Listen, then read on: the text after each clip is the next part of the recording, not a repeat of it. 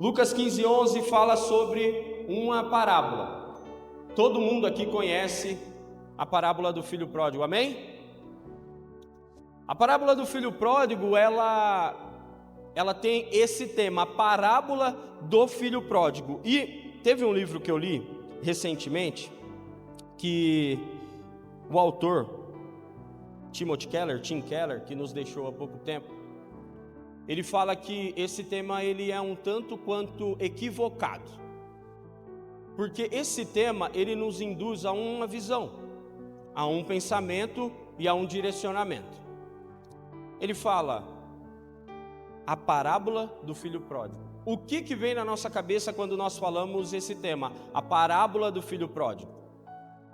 Que todo aquele assunto que será tratado abaixo diz respeito a esse filho. Que filho? Ao filho que saiu, ao filho que deixou, ao filho que solicitou ao pai tudo que era seu por herança e foi embora viver a sua vida conforme sua vontade para viver os seus devaneios. Só que hoje nós iremos entender o outro lado da história. Fala assim para o seu irmão, o outro lado. Fala, irmãos, eu quero que vocês participem comigo, vamos lá. O outro lado da história. Amém? Então vamos ler junto lá. Diz assim: Jesus continuou. Certo homem tinha 2 filhos. O mais moço dele disse ao pai: Pai, eu quero que o Senhor me dê a parte dos bens que me cabe. E o pai repartiu os bens entre eles. Passados não muitos dias, o filho mais moço, ajuntando tudo o que era seu, partiu para uma terra distante e lá desperdiçou todos os seus bens, vivendo de forma desenfreada. Depois de ter consumido tudo, sobreveio àquele país uma grande fome, e ele começou a passar necessidade. Então foi pedir trabalho a um dos cidadãos daquela terra, e este o mandou para os seus campos, a fim de cuidar dos porcos. Ali ele desejava alimentar-se das alfarrobas ou dos alimentos que os porcos comiam, mas ninguém lhe dava. Então, caindo em si, disse: Quantos trabalhadores do meu pai têm pão com fartura, e eu aqui estou morrendo de fome?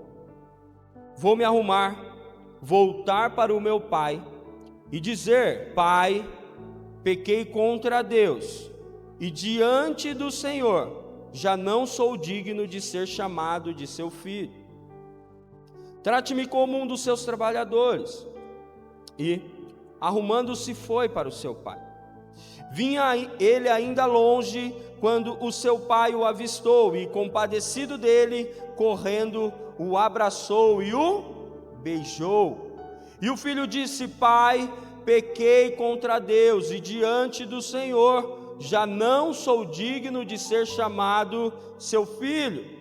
O pai, porém, disse aos servos: Tragam depressa a melhor roupa e vistam nele. Ponham um anel no dedo dele e sandálias nos seus pés. Tragam e matem o bezerro gordo. Vamos comer e festejar, porque este meu filho estava morto e reviveu, estava perdido e foi achado, e começaram a festejar. 25. Ora, o filho mais velho estava no campo. Quando voltava, ao aproximar-se da casa, ouviu a música e as danças. Chamou um dos empregados e perguntou: o que era aquilo? Ele informou: o seu irmão voltou, e ele, por tê-lo recuperado com saúde, seu pai mandou matar um bezerro gordo. O filho mais velho se indignou e não queria entrar. Saindo, porém, o pai procurava convencê-lo a entrar. Mas ele respondeu ao seu pai: Pai, faz tantos anos que sirvo o Senhor, e nunca transgredi um mandamento seu sequer. Mas o Senhor nunca me deu um cabrito sequer para fazer uma festa com os meus amigos. Mas quando veio esse seu filho, que sumiu com os bens do Senhor, gastando tudo com prostitutas, o Senhor mandou matar o bezerro gordo para ele. Então o pai respondeu: meu filho, você está sempre comigo, tudo o que tenho é seu, mas preciso festejar e alegrar-se, porque este seu irmão estava morto e reviveu, estava perdido e foi achado. Amém? Queridos, essa parábola, os estudiosos chamam ela de a parábola das parábolas. O que é uma parábola? Era um ensinamento, uma história contada com o intuito de ensinar, educar, trazer conhecimento da parte de Jesus para aquele povo. Essa parábola estava sendo contada a dois públicos. Vamos lá no 15:1. Diz assim, 15:1 diz assim: aproximando-se de Jesus todos os publicanos e pecadores para ouvir.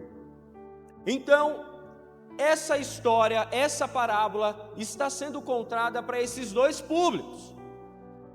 Eu quero que você preste atenção, quero que você caminhe comigo, quero que você entenda o que está sendo falado aqui. O público 1 é o público do pessoal que entendeu que era pecador e que não estava nem aí para nenhum tipo de lei, que não estava preocupado nem um pouco com nenhum tipo de regra, e eles simplesmente queriam viver a vida. E está tudo bem, é uma escolha. Esse era o primeiro público. Tinha um segundo público ali. Quem era o segundo público, irmãos? O segundo público eram os fariseus. Os homens que olhavam para a lei e tentavam seguir de forma correta 100% do que a lei havia ordenado. Então, o público 1 era o público de pecadores que reconheceram que eram pecadores e não estavam nem um pouco preocupados. Agora, o público 2 era o público de homens que entendiam que viviam uma vida reta diante de Deus. Olha para o seu irmão e pergunta assim: você vive uma vida reta diante de Deus?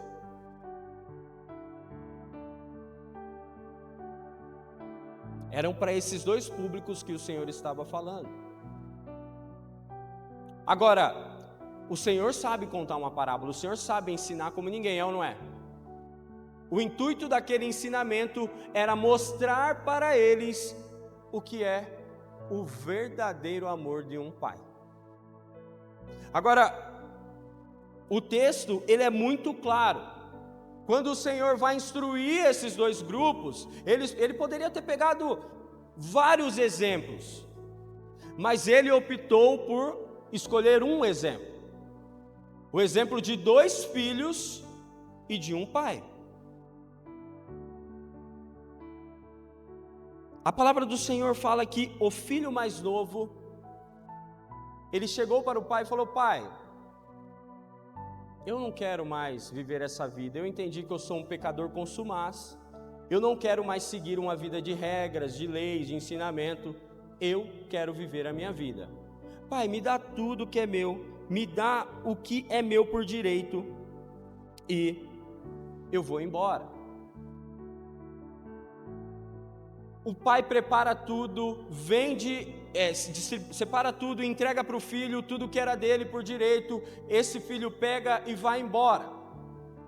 Começa a viver a sua vida longe da presença do pai dele, longe das regras e dos métodos que o pai dele instruía, que o pai dele ensinava. Agora veja, a palavra fala que em pouco tempo ele quebra a cara, é ou não é?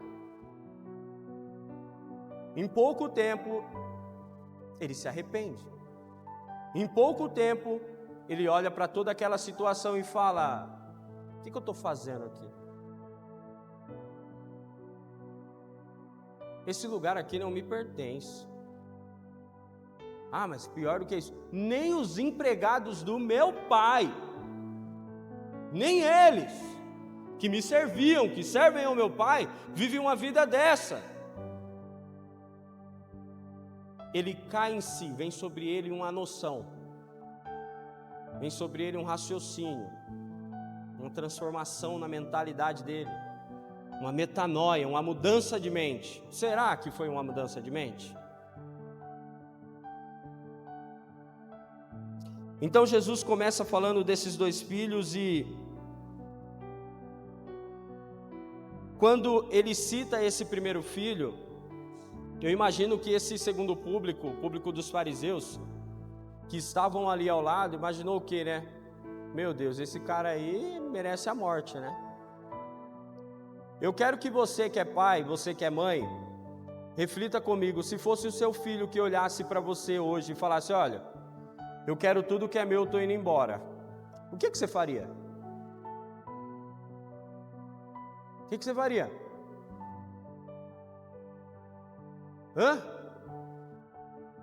O que você... Imagina o Heitor, no auge dos seus 3 anos. Ô pai, me dá tudo que é meu aí, eu quero ir embora. Ou então ele daqui um tempo mais velho: ô pai, me dá tudo que é meu aí, eu vou embora. A primeira reação, né, irmão, é abrir a mão e, né, assim, vai para o seu canto, menino. É ou não é? Agora, se nós somos, né, rigorosos pais hoje, se temos pais rigorosos hoje, você imagina há 2000 anos atrás, quando essa história estava sendo contada. Você acha que você conhece o seu rigor aí por achar que seu pai que te criou na roça era um pai bruto? Se você desviasse alguma fala com ele, ele sentava a mão no pé da sua orelha? Você imagina 2000 anos atrás. Você imagina aquela situação. Agora, eu refletindo em casa, eu falei: meu, se acontecesse comigo, o Heitor pedisse tudo que é dele, todos os boletos que é dele, para ir embora, eu ia me decepcionar de uma forma, irmãos. Mas ia ser uma decepção tão grande, ia ser uma frustração tão grande, que eu nem sei qual seria a minha reação. A primeira coisa que o Senhor quer que a gente entenda aqui hoje é que toda vez que nós olhamos para o nosso pai em vida e pedimos para ele a nossa parte na herança, nós estamos desejando a morte dele.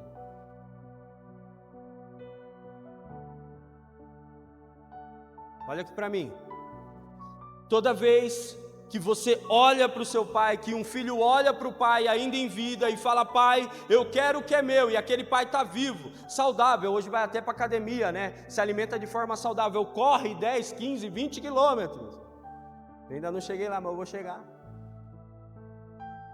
Toda vez que um filho olha para o pai em vida e fala: pai, eu quero o que é meu, em outras palavras, ele está falando: ei pai, morre. Você não está sendo um bom pai. Você não sabe ser pai. Porque a herança é uma condição de que herda um filho após a morte do pai, e não o inverso, que aquele menino estava fazendo, o que o Senhor estava mostrando para ele, que aquele menino estava dizendo para o pai dele: ei, não me serve você como pai, você não nasceu para, não é um bom pai, eu estou indo embora porque eu sei governar a minha vida. Olha para o seu irmão e fala assim: você está pedindo herança para o seu pai, irmão?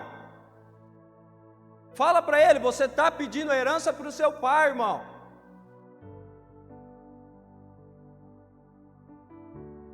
A gente tem alguns pequenos problemas, meu irmão, é achar que nós sabemos governar melhor que o nosso pai, é achar que nós sabemos ser melhores pais do que o nosso pai, é achar que a gente conduz a nossa vida melhor do que o nosso pai a conduziria. Você está querendo a herança? Não, você está querendo a morte do seu pai. Agora, o texto continua.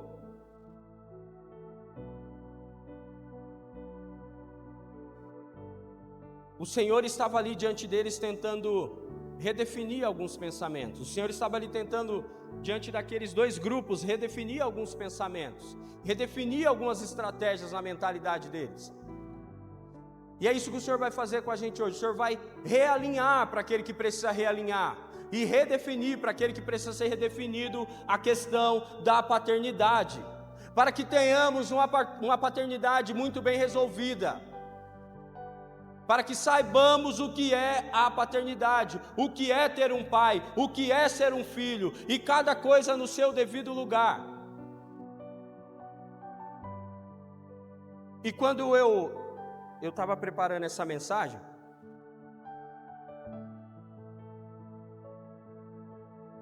eu vou tomar água, a garganta secou já. Quando eu estava preparando essa mensagem, veio 3 conceitos que eu entendo que nós como igreja precisamos alinhar e redefinir. Então eu quero que você preste atenção. O primeiro conceito é entender o que é pecado. Olha para mim, o primeiro conceito é entender o que é pecado. Você sabe o que é pecado? Olha aqui para mim, presta atenção. Você sabe o que é pecado? Hoje você vai saber o que é pecado. Nós vamos redefinir o conceito de pecado. O segundo ponto desses 3 conceitos é o que é a salvação. Você sabe o que é a salvação? Hoje você vai entender o que é a salvação à luz das Escrituras, amém? E o terceiro ponto é o que é a santidade. Então, pecado, salvação e vida em santidade.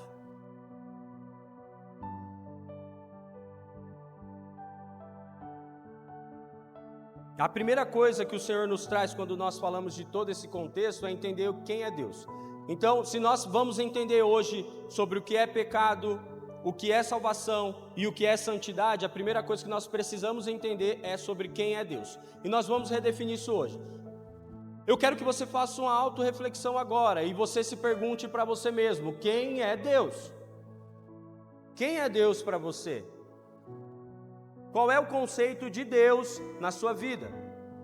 Qual é a lógica de Deus na sua vida? Quem é Deus? O primeiro ponto aqui é para que você entenda que Deus, Ele é o seu Pai. Estão comigo aqui? Deus, Ele é o seu Pai. Mas Ele não é só o seu Pai. A palavra do Senhor fala que Ele é o nosso papai. Ele é o nosso Abba. Sabe o que isso quer dizer? É que Ele é muito mais profundo do que o conceito da palavra em si. Ele está falando de alguém que tem uma intimidade tão profunda com esse filho, que é um relacionamento que a gente olha e fala assim: ah, meu papai. Então Deus, Ele é seu Pai, Ele é seu papai, Ele é o nosso Deus, Ele é o nosso Pai. Você tem um pai, já foi falado aqui hoje. A orfandade não te pertence, você não é órfão, você é herdeiro e co-herdeiro com Cristo. Então Ele não é só o seu Senhor, Ele é o seu Pai. E o filho que tem um pai, ele é herdeiro de algo, ele tem uma herança. Só que nós vamos entender que essa herança no momento errado e na hora errada é morte, a herança no momento certo e na hora certa é vida. Ele é seu papai. Então, como eu já expliquei, o texto ele começa falando do filho pedir: olha, pai, eu quero a minha parte. Então ele está desejando a morte do pai. Ele está olhando para o pai falando: pai, eu quero somente o que é meu, quero ir embora, o Senhor não sabe ser um pai, eu quero simplesmente seguir a minha vida, eu quero simplesmente tocar a minha vida, você não me serve como pai, você não é um bom pai. Só que aí o Senhor confunde eles. O Senhor dá um nó na cabeça daqueles homens que estavam escutando aquela história. Porque Ele pega e fala que Ele vende os seus bens e dá a parte do filho. Ele não fala que o pai vai para cima do menino, senta a mão no moleque. Não. Ele fala assim: então tá bom, vou vender, toma a sua parte. Já começa dando um nó. Que pai é esse que aceitaria? Então Jesus já começa quebrando aquilo ali. Porque naturalmente naquele tempo isso não aconteceria, nem por parte dos pecadores e nem por parte dos fariseus que estavam ali sentados escutando. E isso eles tinham como um acordo, isso eles estavam alinhados. Agora, que pai é esse, meus irmãos? Que pai é esse? Ele é seu papai. Ele poderia ter negado a herança do filho, mas ele falou: não, se é o que você quer, eu vou te dar. Então ele já começa quebrando a lógica. Ele já começa mostrando que o amor verdadeiro do pai, ele é ilógico, ele é paradoxal, ele é inexplicável, ele é maior que qualquer coisa que você já viu, que você já ouviu, que você já sentiu. Esse é o amor do seu pai por você, igreja. Ele é seu papai. Quando o Senhor fala aqui, vamos lá no...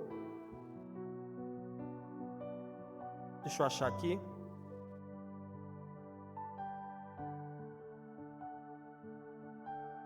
Vamos lá no 14, eu quero ler com vocês essa parte novamente. No 15 e 14 diz assim: depois de ter consumido tudo, sobreveio àquele país uma grande fome e ele começou a passar necessidade. Então o filho começa a passar dificuldades. Então ele foi pedir trabalho a um dos cidadãos daquela terra, e este mandou-o para os campos a fim de cuidar dos porcos. Aqui, eu falei que o Senhor sabe contar uma história como ninguém, porque para o judeu, o porco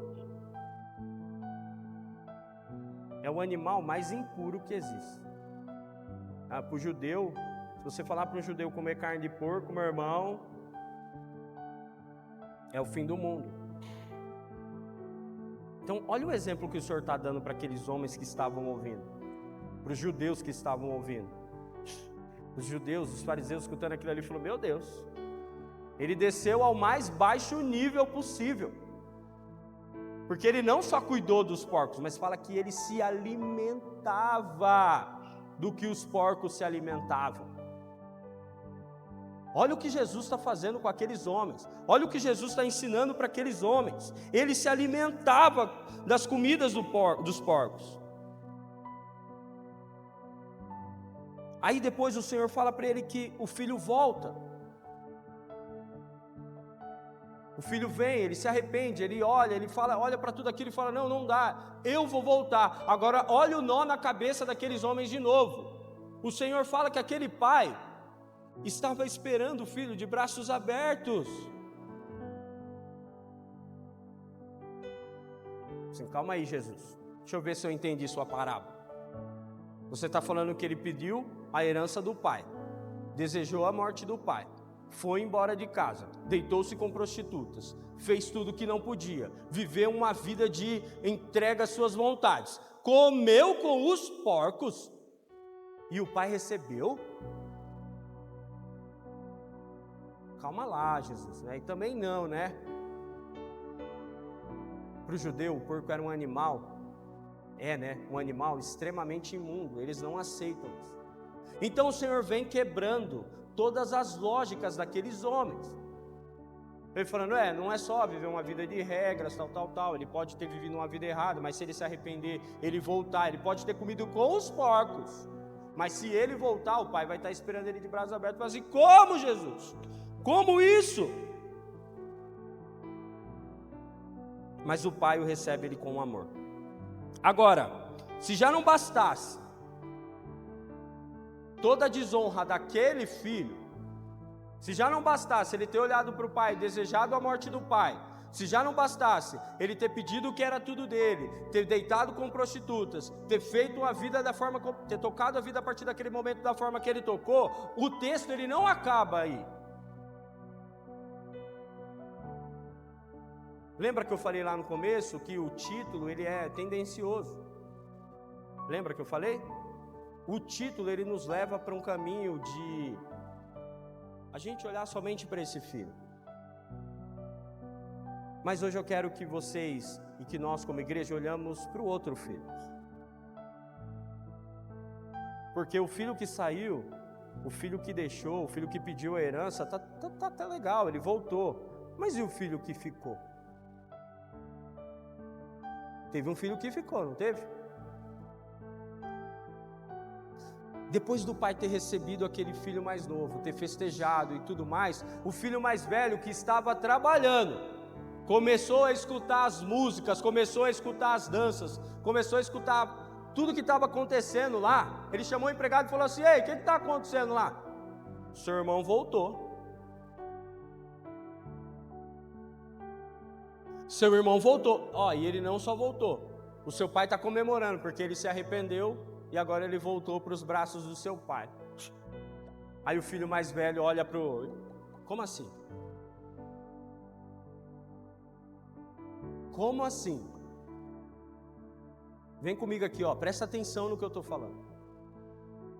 Como assim? Ele viveu de forma totalmente errada e o pai agora pega, mata um bezerro gordo. Como assim? O pai então vem procurar ele e fala assim: filho, vamos lá para a festa. Vamos lá festejar com a gente. O filho olha, fala assim: pai, eu nunca sequer descumpri nenhum dos seus mandamentos. Eu nunca desonrei o teu nome. Eu sempre tive uma vida correta. E o Senhor nunca sequer me deu um animal para sacrificar, para eu comemorar com os meus amigos. Mas o filho que foi, que viveu, que gastou tudo. Que isso, pai? Porque não sei se você sabe, mas uma vez que a herança é dada, se o filho voltou, e a palavra do Senhor fala que ele gastou tudo. Uma vez que ele volta, a herança tem que ser dividida novamente. Você imagina a revolta, irmãos? Imagina você, Maicon, você já viu seu irmão sair, agora o seu irmão volta, gastou tudo e você tem que dar parte da sua agora para ele. Imagina você, meu irmão, como que você se sentiria? Ele olha para o pai indignado e fala: pai, e aí está errado, não é bem assim. O filho mais velho também estava apontando o dedo na cara do pai, falando o que para o pai? Você não sabe ser pai. Você não sabe ser pai. Você não sabe ser pai. Não é assim que um pai age. Se não bastasse a desonra do filho mais novo, agora você imagina você escutar isso do seu filho mais velho.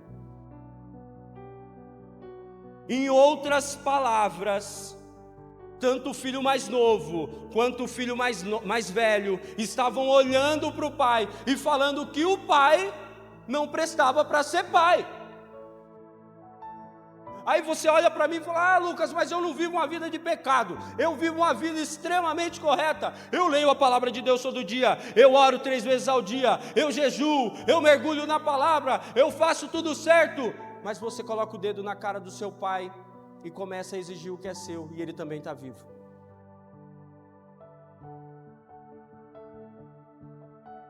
Qual que é a diferença do filho mais novo para o filho mais velho? É que um foi e o outro ficou, mas no final das contas os dois estavam com o mesmo coração.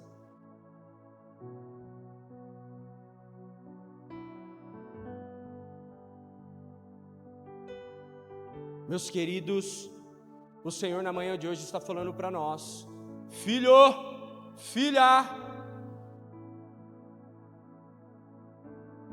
não é sobre a herança, não é sobre o dinheiro, não é sobre a fortuna, mas é sobre uma vida de relacionamento comigo.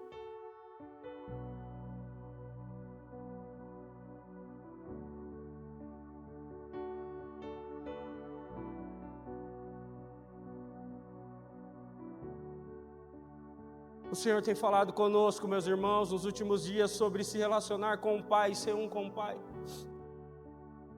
Às vezes nós estamos tão interessados naquilo que Ele pode nos dar, que nós esquecemos de quem Ele é o nosso papai. Ele não está interessado em mais nada, senão nos relacionarmos com Ele. Agora, onde está o nosso coração nos dias de hoje? Onde estão as nossas vontades no dia de hoje? Onde estão os nossos desejos no dia de hoje? O nosso coração está muito mais preocupado com o pão que o pai tem, porque quando o filho mais novo olha e se arrepende, ele não se arrependeu de verdade. A palavra do Senhor fala que ele olha e fala assim: ei, os meus empregados têm o quê? Pão. Ele não falou: estou com saudade do meu pai. O interesse dele era no pão que o pai poderia dar para ele novamente. O pão que o Senhor tinha para entregar para ele. Eu não sei o porquê você chegou aqui hoje. Talvez você chegou aqui interessado no pão do Pai. Mas a palavra do Senhor está dizendo para você hoje: independente da forma que você chegou, eu vou te receber, filho, para uma vida de relacionamento.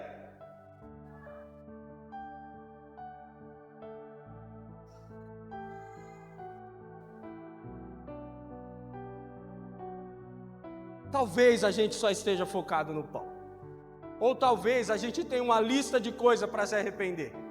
Porque nós saímos, nós vivemos, nós erramos, nós pecamos, nós falhamos e chegamos lá e olhamos e sentimos a falta do pão, a falta do alimento, a falta dos bens do nosso Pai e voltamos. Está tudo bem.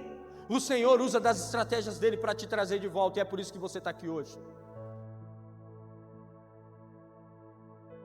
Agora, se arrepender daquilo que é errado, nós sabemos.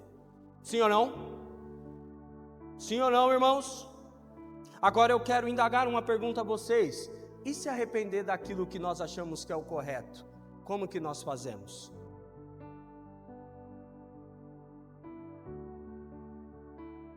Porque o filho que tinha ficado, ele viveu uma vida correta.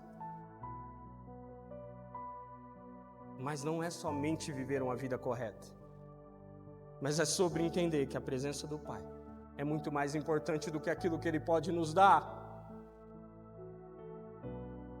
Quando o Senhor nos chama como igreja, como comunidade, para essa cidade, é para levar e anunciar essa palavra: ei, Valinhos, o Senhor quer se relacionar com você. Eu posso ficar aqui uma semana falando de inúmeras regras, de inúmeros conceitos. Eu posso abrir a Bíblia aqui, eu posso despejar em vocês conteúdos teológicos, mas se no final a comunidade Livres para Adorar não mostrar para a igreja que o mais importante é se relacionar com Deus, perdemos tudo.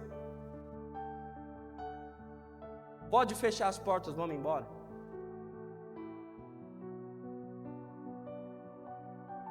Queridos, não é sobre seguir o manual, um passo a passo, como eu falei aqui na quarta, mas é sobre ser uma vida entregue a Deus. Deus não quer o vazio do seu coração, Ele te quer por completo. Entenda isso. Entenda isso.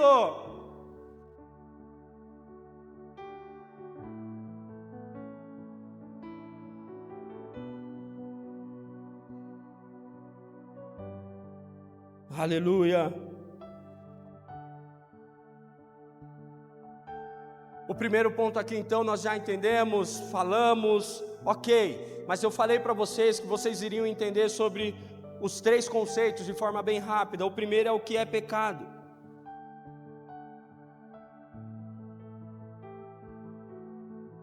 E aqui no texto, quando o Senhor fala com aqueles homens, Ele dá outro nó, porque Ele começa a desmistificar o que é o pecado. Que ele fala assim: olha, pecar não é somente não cumprir os mandamentos. Pecar não é somente não cumprir os mandamentos. Se você está com papel, se você está com a caneta, anota. Pecado, olha aqui, presta atenção no que eu vou falar. Pecado é qualquer coisa que faça separação entre nós e... Quando a gente começa a entender isso, muda, meus irmãos.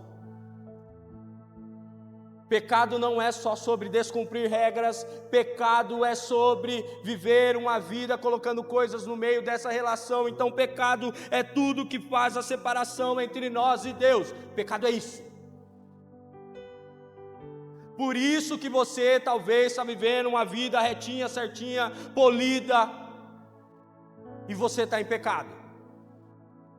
Por isso que talvez a gente esteja com a igreja brasileira no estado que está, na situação que está. Porque a gente abre as pesquisas, a gente vê que a igreja está assim, ó, irmãos, ó. Abre igreja todo dia. É muita gente querendo pegar isso aqui para falar, para pregar. Eu sei, eu conheço, eu abro a Bíblia, eu sei o contexto original. O cara fala hebraico, aramaico, grego, o cara fala tudo.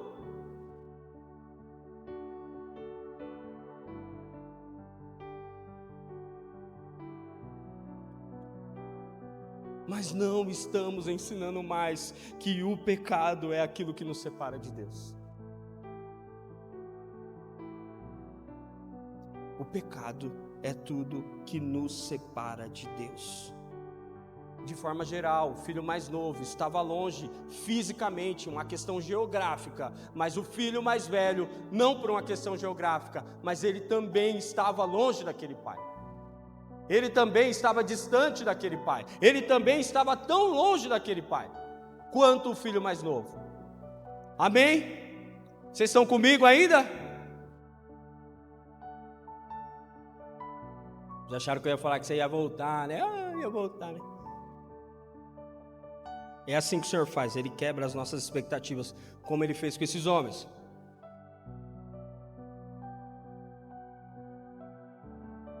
Agora, como que alguém que nunca descumpriu um mandamento sequer está em pecado? É por isso, irmãos, porque nós colocamos coisas que fazem separação entre nós e Deus. Então o pecado é isso. Tudo que faz separação entre nós e Deus é pecado. Não é simplesmente deixar de cumprir um mandamento, ou simplesmente, mas é tudo que faz separação entre nós e Deus. Amém? Você entendeu o que é pecado agora? Sim ou não? Vamos passar uma prova, Débora, depois. As professoras da igreja vão corrigir. Agora você já sabe o que é pecado. Quando alguém vier te perguntar o que é pecado, o que você vai falar? Exato. É tudo que faz separação entre nós e Deus. Porque o filho mais novo e também o filho mais velho... Obrigado, Fê. O filho mais... Ei, tá pegando não? Ei, som. Tá saindo aí? Tá bom? Tá ouvindo? Mais ou menos? Vou deixar aqui, qualquer coisa eu pego. Amém? Não tá saindo não, hein? Não? Deixa aqui.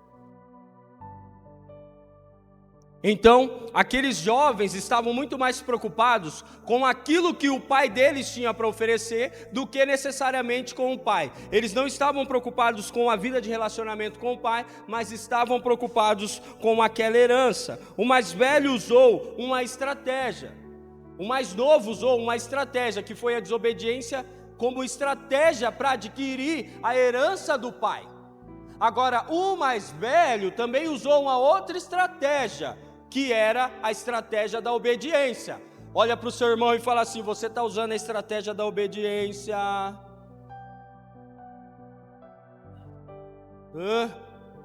Porque aqui o filho mais velho, ele usa a estratégia da obediência para ter as coisas do pai.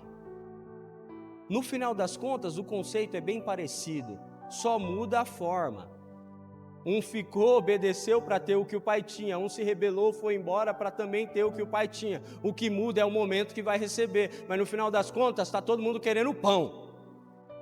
Está todo mundo interessado no pão. Está todo mundo interessado nos bens. Está todo mundo interessado nos negócios do pai. Amém? Agora, nós já entendemos o que é pecado. Então, pecado é tudo que faz separação. é não amar a Deus sobre todas as coisas, é não amar a Deus com toda a nossa força, com todo o nosso entendimento. A diferença é a forma, mas no final das contas os dois só queriam os bens do Pai. E a palavra do Senhor fala, é bem clara: ame ao Senhor sobre todas as coisas. Isso é pecado, irmãos. Tudo que faz separação entre nós e Deus. Amém? Está claro? Vamos para o próximo passo. O que é a salvação? Agora eu quero que você preste atenção, senão você não vai entender. E anota tudo que eu estou falando. A Débora falou aqui: seja como o povo de Bereia, sejam bereanos. Não acreditem em tudo que eu estou falando aqui. Vão lá, pesquisem, estudem, analisem, para que você não seja levado por qualquer vento de doutrina. Amém? Então, o primeiro ponto sobre o que é a salvação, e que precisa ficar claro nas nossas mentes, é que salvação não é um movimento nosso, mas é um movimento única e exclusivamente do... Presta atenção no que eu vou falar. Salvação não é um movimento, uma ação, uma execução nossa. A salvação é única e exclusivamente um movimento realizado pelo Pai. É só Ele que tem a capacidade. Não vem nada de nós, nada é sobre nós, não conseguimos nada, não somos merecedores, mas Deus, na sua infinita bondade e misericórdia, nos ama. Foi o Pai que veio atrás daqueles meninos, o Pai que foi adiante daqueles jovens. Então, a salvação não é sobre eu chegar, mas é sobre o Pai ter me alcançado em graça. Porque se fosse por nós, meu irmão, a gente nunca iria chegar. Aí as pessoas chegam em mim às vezes e falam assim: irmão, você é uma bênção, hein? Eu olho para ela e falo assim: eu sou muito pior do que você pensa, mas eu sou muito mais amado do que você imagina. É sobre o amor do Pai por nós, é sobre o amor dele por nós, porque é Ele quem vem ao nosso encontro. Não tem nada que possamos fazer, não tem nada em nós que justifique e nos traga mérito sobre essa ação. E talvez, como eu falei, você veio aqui pelo pão, você chegou aqui interessado nas coisas do Pai, mas o Senhor está ressignificando isso, o Senhor está te chamando hoje para esse lugar de intimidade. A salvação do Senhor é sobre Ele, não tem mérito nenhum em nós, tudo é sobre o Pai. A segunda coisa sobre a salvação é: se existe um passo que é responsabilidade do homem no quesito salvação, é o arrependimento. Olha aqui para mim, eu vou falar de novo. Se existe algo sobre a salvação, dentro do conceito salvação, que nós podemos fazer, é nos arrependermos. O arrependimento é o que nós podemos fazer de melhor para alcançarmos a salvação. Depois disso é tudo por Ele, por meio dEle, nada vem de nós. Amém? Então, o mais nobre que nós podemos fazer é nos arrependermos. O mais novo dos filhos tem uma lista de coisas para se arrepender, como eu já falei aqui. O mais velho não, mas talvez você chegou aqui com essa lista de coisas para se arrepender. Se arrependa. É o passo que você pode dar a respeito da salvação. Se arrependa dos seus pecados. O problema é quando nós chegamos no filho mais velho, porque o filho mais velho não tinha do que se arrepender. É ou não é, irmãos? Tinha do que se arrepender? Não. Ele vivia uma vida correta, ele vivia uma vida reta, ele vivia uma vida de integridade diante do pai dele. Ele já não tem uma lista. E a salvação, como que entra nesse caso? Também no arrependimento. Porque ele precisava entender que o mais importante era o relacionamento com o Pai. Ser cristão é se arrepender das coisas erradas que nós fizemos, mas é também se arrepender das certas com a motivação errada. Sabe por que nós precisamos nos arrepender também das coisas certas com a motivação errada? Porque hoje, talvez hoje, você tenha que pedir perdão a Deus pelo dízimo que você deu aqui.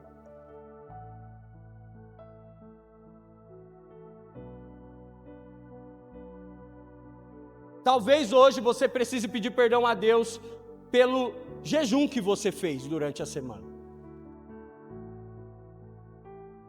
A palavra do Senhor fala em Mateus, agora fugiu. Quem lembrar me fale, os fariseus chegam ao Senhor e falam assim: ei, eu não sou seu discípulo, eu jejuo todo dia.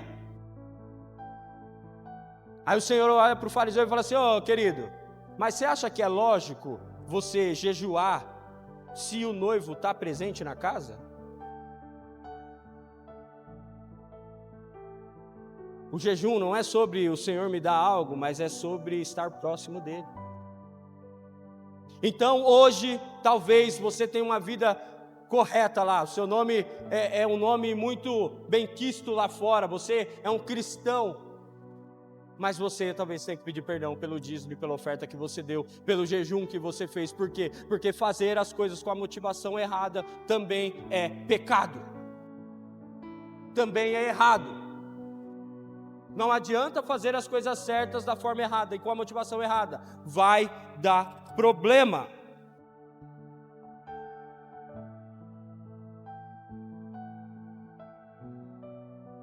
E para nós concluirmos, o que é quem anotou aí? O que é a santidade? Agora, depois que esse filho volta, ele se arrepende. Agora, ô Lucas, como que ele vai viver uma vida de santidade? Como o Senhor vai mostrar para nós que esse menino vai viver uma vida de santidade? Como esse outro filho também vai viver uma vida de santidade, a partir do momento que eles se arrependem de tudo aquilo, tanto o filho que saiu como o filho que ficou. Como? Agora eu quero que você pare e pense comigo para nós concluirmos. Você imagina você acordando na casa do seu pai, depois de ter saído, pedido herança, ter desejado a morte dele. Quando você se arrependeu, você está preocupado somente com o pão que ele tinha para oferecer, e você acordar na cama quentinha na casa do seu pai, o café fresquinho na mesa, depois de uma festa. Se você fosse filho, o que você ia fazer? Esse pai é doido.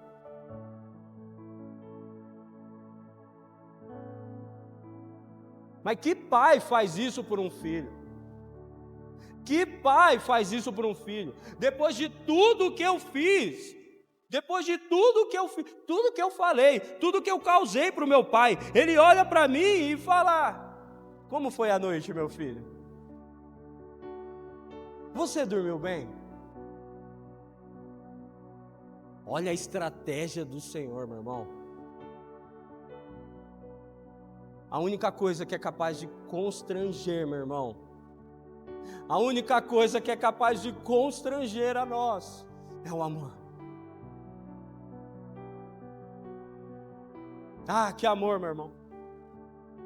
O verdadeiro amor é o amor do Pai por nós.